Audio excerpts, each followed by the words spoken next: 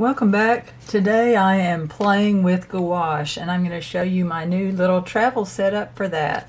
I just have to be a little obsessed with traveling light and making little kits. So this is Winsor Newton gouache and Turner Design gouache. I had this several years ago, never really used it, and was reintroduced to it, and they suggested I try the Winsor Newton. So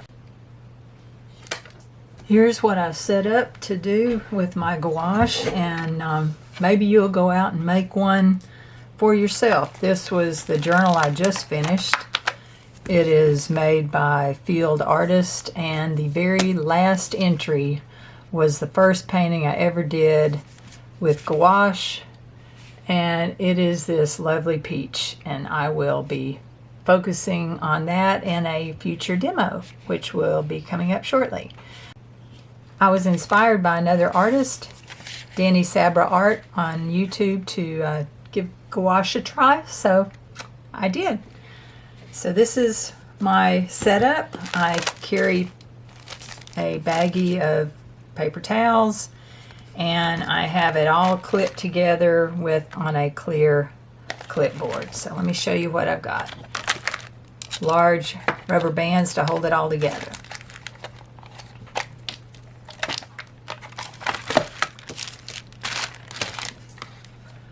I made a key that shows the colors that are inside.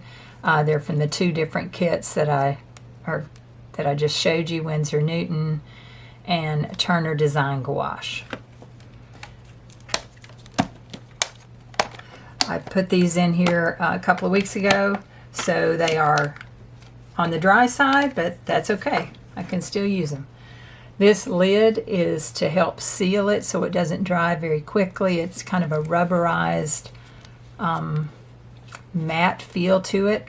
And my concern was, if I was painting outside, if I use the clip that this comes with to hold this like this, what am I going to do with this?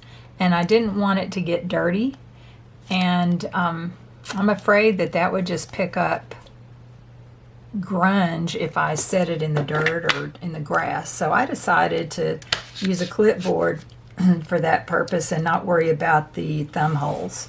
So excuse me, I'm going to take this, I'm going to lay it flat on the clipboard, and flat means I got to move all these out. There you go. And I'm going to, this other rubber band that I secured to the other end, I'm just going to run up underneath and catch this one, and that helps secure it pretty well. But I needed to also secure it another direction, so I'm going to slide this down here, and I'm going to take this rubber band that held it on top to start with and put that there. So that's pretty secure. I'm happy with that. And then this, because there's a rim here, this just fits down in there, and you gotta put it in there. There. That's pretty good. I feel pretty good about that.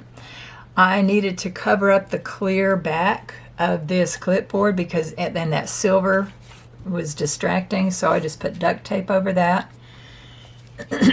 And I needed to find a mixing area for the gouache. I found this old mixing tray.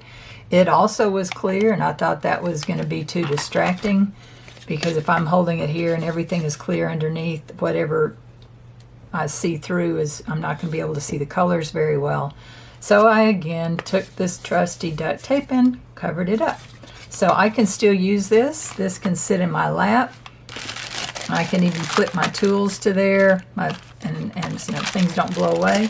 But one thing I do like to do is have my tools handy, and I usually carry an additional clip with me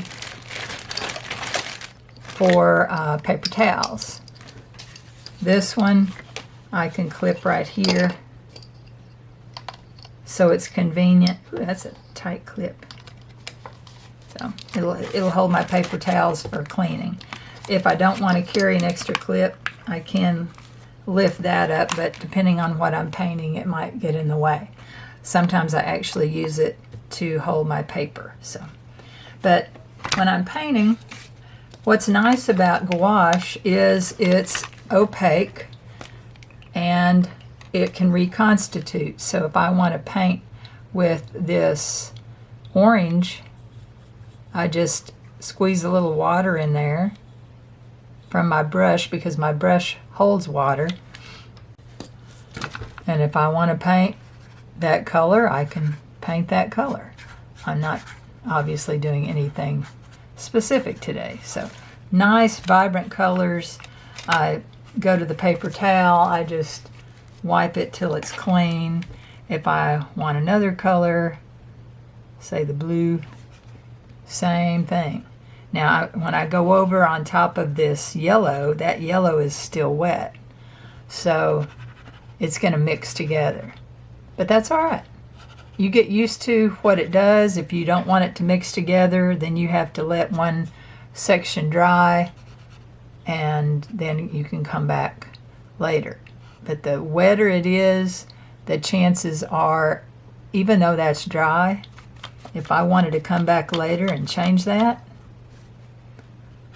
I can come back, I can re-wet it. See how I can just lift it up and move it? So it's different than watercolor in the fact that it can soften up and move a lot easier, but that's also a frustration because you've got to figure out, okay, I don't want it too thick. If I lay it on too thick, it's going to crack when it dries, kind of like tempera paint, if you remember painting with tempera when you were a kid. See, like this one, how thick it is, it's already cracked. But again, all I have to do is re-wet it, and I can paint from it. It really is a lot of fun. But going back to the first painting that I ever did with gouache, I was just so happy how it turned out, the peaches. And then I tried another one just because I had this long sheet experimenting with the clouds. So I'll be working on these in the near future, and the video for the peaches will be coming up soon. Watch out for that. Anyway, I hope you'll take a look at this and figure out a way that you can in turn take your passion outside or make it convenient for you inside, to where all you have to do is just pick it up and go. And when I make things convenient for me, I paint often. I just got finished on a 3-day pastel workshop on Plein Air Live. I'll put this back the way I had it so it will be ready to go. Set that down. Get my tools. Close my brush up. Lay that down. Put that here. Bring this over.